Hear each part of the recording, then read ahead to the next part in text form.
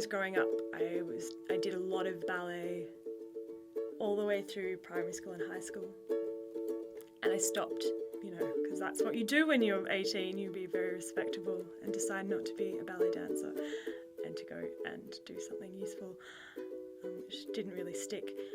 But we were always schooled when we were there that even if you don't end up being a dancer, it still helps you in your chosen field. I was always a little bit suspicious of that.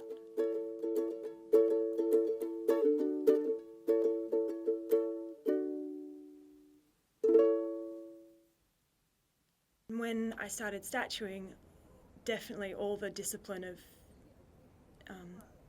your body, standing still, using particular muscles, and being able to stand still just full stop. Really, ballet helped that enormously. I got a really ridiculous costume together, like a white dress that cost me about $30, and a wig that I think I had from a production from years back, and a hat that I got from my grandma that was actually red that I painted white. It was disgusting, but I did it. And yeah, I stood on the street one Saturday, I think it was, in Fremantle, in this tiny little alleyway by the markets, because I was too scared to go onto the main street in case I fell over or had a nervous breakdown or someone threw something at me. I was so focused on standing still, and I've kind of come to the realization that it's definitely not all about that.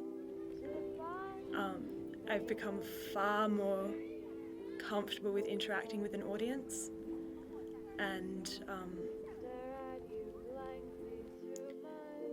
being okay with moving every so often and just staring at someone for an extended period of time, even when they don't even know I'm there, for about 5 minutes. Definitely, becoming more comfortable with interacting with people even when they don't want to be interacted with.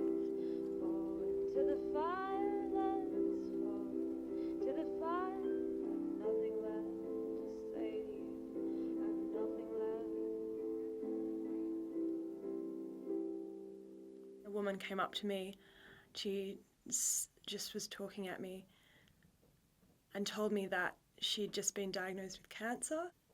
She was just,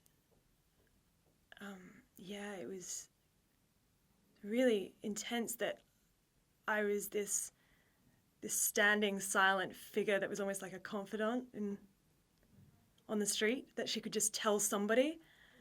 She was like, I don't know what to do, and I didn't know what to do. I just gave her a hug and gave her a flower, and that seemed to be enough.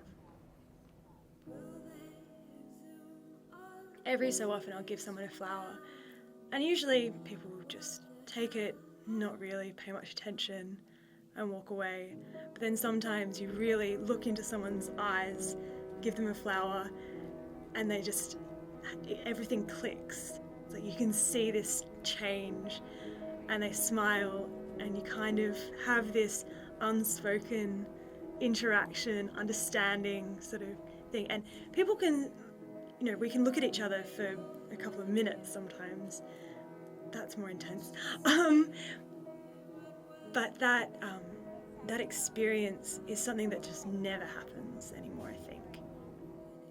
Yeah, I think if people don't classify it as an art form, they definitely classify it as something that, makes them happy.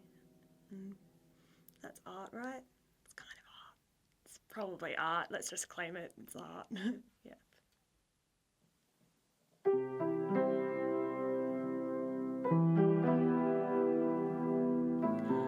I dress all in white face, white clothes, a blonde wig and white hat, and stand on the street